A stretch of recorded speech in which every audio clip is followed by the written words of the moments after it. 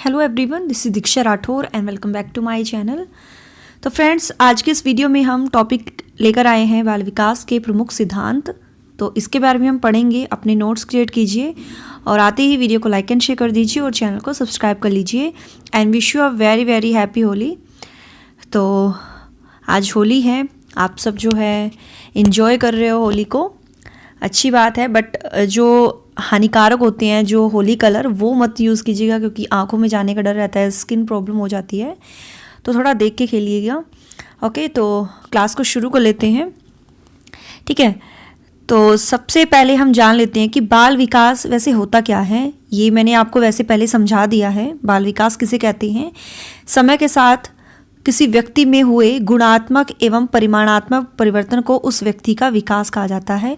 यानी according to time किसी व्यक्ति में क्वालिटेटिव और क्वांटिटेटिव जो भी चेंजेस होते हैं उसको व्यक्ति का विकास कहा जाता है।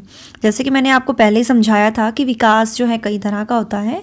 शारीरिक विकास, सामाजिक विकास, संज्ञानात्मक विकास, भाषाई विकास और मानसिक विकास, और जिसमें आता है आपका चारित्रिक विकास। ठीक है, तो किसी बालक में समय के साथ जो गुणात्मक परिवर्तन होते हैं और परिमाणात्मक परिवर्तन होते हैं उसको हम कहते हैं बाल विकास। ठीक है, तो बालक के शारीरिक, मानसिक एवं अन्य प्रकार के विकास जो हैं कुछ विशेष प्रकार के सिद्धांतों पर ढले हुए प्रतीत होते हैं। यानी बच्चे का फिजिकल, मेंटल और जो अन्य वो डेवलपमेंट होते हैं ना, उनके कुछ प्रिंसिपल्स होते हैं, तो उनको हम कहते हैं बाल विकास का सिद्धांत। ठीक है, बालक जो है बाल विकास के सिद्धांतों का ज्ञान जो है ये टीचिंग लर्निंग प्रोसेस को इफ़ेक्टिव बनाने के लिए ये आवश्यक होता है। और बालक बालिकाओं में समय के साथ हुए परिवर्तनों और उनमें जो भी प्रभाव है उनके साथ साथ अधिगम से उनके संबंध को भी समझता है, और जिसके द्वारा हम टीचिंग प्रोसेस है जो हम उसको इफ़ेक्टिव बना सकते हैं। ठीक है, तो बाल विकास के कुछ प्रमुख और प्रसिद्ध सिद्धांत हैं जिनके बारे में हम आगे बात करेंगे। तो सबसे पहला पॉइंट है बाल विकास के सिद्धांत का, ये है निरंतरता का सिद्धांत, यानी प्रिंसिपल ऑफ कॉन्टिन्यूटी। यानी कहने का अभिप्राय है इस सिद्धांत के अनुसार कि विकास जो है कभी ना रुकने वाली प्रक्रिया है, मतलब कभी भी नहीं रुकती है, कंटिन्यू चलती रहती है। माँ के गर्भ से ही ये प्रक्रिया शुरू हो जाती है और मृत्यु पर्यंत तक चलती है। ठीक है, गर्भ से ही व्यक्ति का बच्चे का डेवलपमेंट शुरू हो जाता है और फिर वो मतलब मृत्यु पर्यंत तक चलता रहता है। जैसे उसके सभी पक्ष जो हैं, शारीरिक, मानसिक, सामाजिक, है ना, ये जन्म से ही बच्चे का हो जाता है, गर्भ से ही शुरू हो जाता है और भली भांति चलता है और मृत्यु पर्यंत तक ये चलता रहता है। ठीक है, तो विकास कभी भी नहीं रुकता है। वृद्धि तो रुक जाती है जब व्यक्ति मैच्योर हो जाता है, लेकिन डेवलपमेंट जो है ना ये कंटिन्यू चलता रहता है, निरंतर चलता रहता है। इसीलिए कहा है कि डेवलपमेंट जो है इज़ अ कंटिन्यू प्रोसेस, यानी सतत प्रक्रिया है। ठीक है, व्यक्तिगत अंतर का सिद्धांत, यानी व्यक्तिगत अंतर का सिद्धांत भी हम कहते हैं प्रिंसिपल ऑफ इंडिविजुअल डिफरेंसेस। यानी इस सिद्धांत के अनुसार बच्चों का जो डेवलपमेंट है और जो वृद्धि है ना, उनकी अपनी इंडिविजुअलिटी होती है, यानी वो व्यक्तिगत रूप से होती है।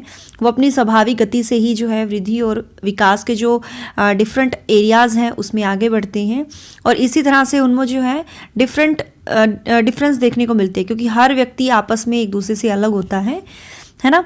कोई भी बालक जो है वृद्धि और विकास के पॉइंट ऑफ व्यू से एक जैसे नहीं होते हैं। कोई बच्चा टैलेंटेड होता है तो कोई नॉर्मल बच्चा होता है, कोई पिछड़ा बच्चा होता है तो कोई मंदबुद्धि बच्चा होता है। किसी के इंटरेस्ट कुछ होते हैं, किसी के कुछ होते हैं। तो ये होता है व्यक्तिगत अंतर का सिद्धांत। क्लियर? आई होप आपको समझ में आ रहा होगा। और मेरा पर्सनल चैनल भी है स्टडी विद दीक्षा राठौर के नाम से, वो भी आप देख लीजिएगा। अगला है विकास क्रम की एकरूपता, यानी यूनिफॉर्मिटी ऑफ पैटर्न, कि ये सिद्धांत बताता है कि विकास की गति जो है अगर एक जैसी होती है ना, लेकिन उसमें जो है मतलब व्यक्तिगत अंतर पाए जाने पर भी जो है विकास क्रम यानी डेवलपमेंट जो पैटर्न है उसमें भी जो है एक एकरूपता होती है। यानी मतलब ये होता है ना कि बेशक जैसे एक ही जाति के सदस्य हैं उनमें एक जैसी विशेषताएं जो हैं देखने को मिलती है, क्योंकि आपको पता है कि मनुष्य जाति जो होती है उसमें जब वृद्धि होती है तो वो सर से होती है, सर की ओर वो शुरू होती है, है ना।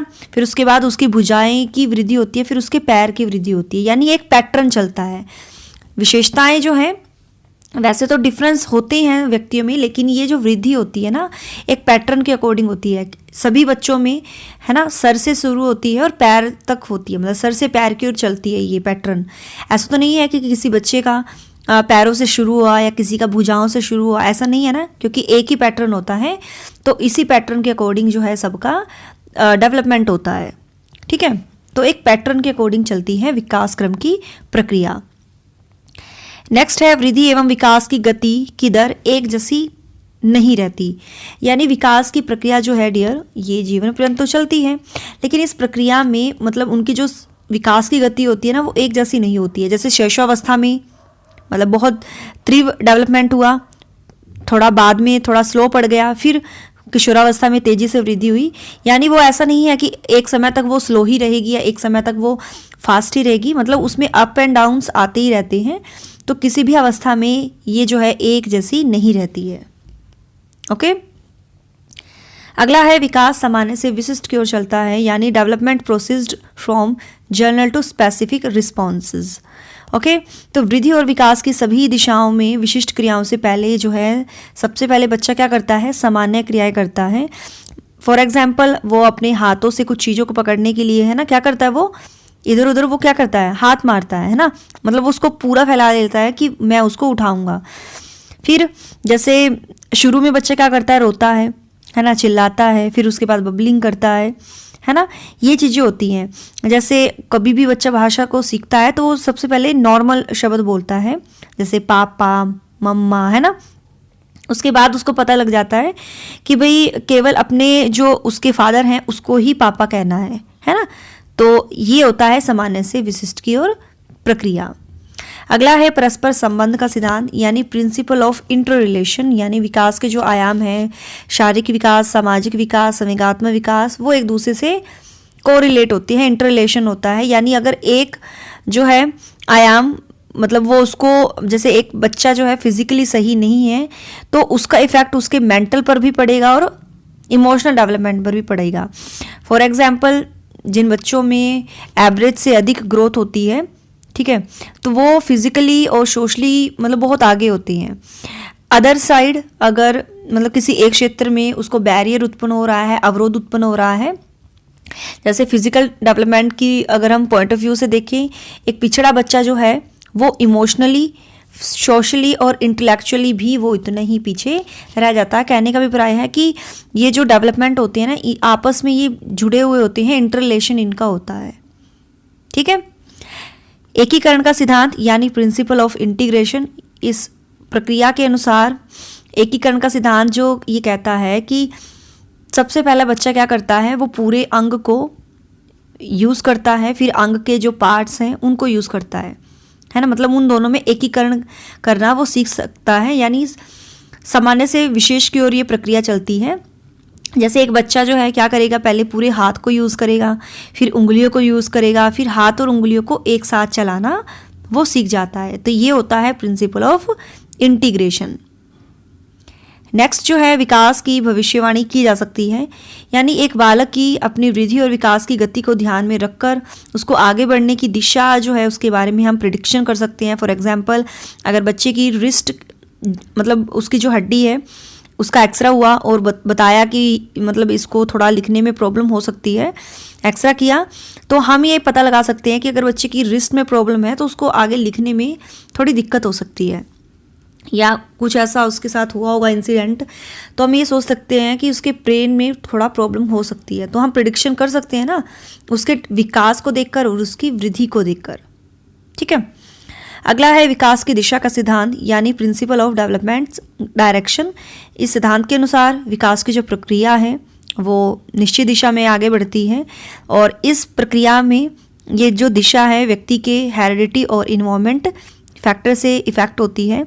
और इसके अनुसार बच्चा जो है सबसे पहले क्या करता है, अपने सर फिर उसके बाद भुजा की गति, है ना, उस पर नियंत्रण करना सीखता है, और फिर उसके बाद अपनी टांगों पर, यानी इसके बाद ही वो जो है बिना सहारे से वो अच्छी तरह से खड़ा हो जाता है और चलना शुरू कर देता है। तो मतलब एक दिशा में होता है डेवलपमेंट। विकास लंबवत सीधा ना होकर वर्तुलाकार होता है, यानी बालक का विकास जो है ऐसा नहीं है कि लंबवत होता है, ठीक है, ये वर्तुलाकार होता है, यानी एक गति से वो आगे बढ़ेगा, फिर पीछे हटेगा, फिर आगे बढ़ेगा, ठीक है। मतलब ऐसा भी नहीं है कि वो सिर्फ आगे ही बढ़ रहा है, नहीं, वो पीछे हटकर फिर आगे बढ़ता है, ठीक है। तो ये चीजें होती हैं कि विकास लंबवत सीधा ना होकर वर्तुलाकार होता है। वृद्धि और विकास गतिविधि जो है वंशानुक्रम और वातावरण के संयुक्त परिणाम है। जैसा कि बालक की वृद्धि और विकास है, इस पर हेरिडिटी और इन्वायरमेंट दोनों का इफेक्ट पड़ता है, ठीक है। और इसमें जो है वृद्धि जो है आपकी ग्रोथ, यानी आपका फिजिकल जो है, आपकी हाइट, आपका वेट, ये वृद्धि में ही आते हैं। और वृद्धि विकास जो है ये शारीरिक विकास, सामाजिक विकास, संवेगात्मक विकास। तो हेरिडिटी जो है आपके जो वंशानुगत हैं, ठीक है, आपके जो पूर्वज हैं, आपके माता पिता का जो भी गुण है, उससे वृद्धि और विकास पर असर पड़ता है, और जिस इन्वायरमेंट में आप रहते हो। तो वृद्धि और विकास की जो गतिविधि है वंशानुक्रम और वातावरण की संयुक्त देन है, यानी उनका कॉम्बिनेशन है। ओके, तो डियर, आज के इस वीडियो में मैंने आपको समझा दिया है बाल विकास के जो सिद्धांत हैं, ठीक है। तो यही थी आज की क्लास। कैसी लगी फीडबैक ज़रूर दीजिए, और नेक्स्ट वीडियो में हम नेक्स्ट टॉपिक डिस्कस करेंगे, और अपने नोट्स क्रिएट कीजिए। So thanks for watching my video. Do like, share and subscribe my YouTube channel. Till then, bye bye, रब रखा, जय भोलेनाथ।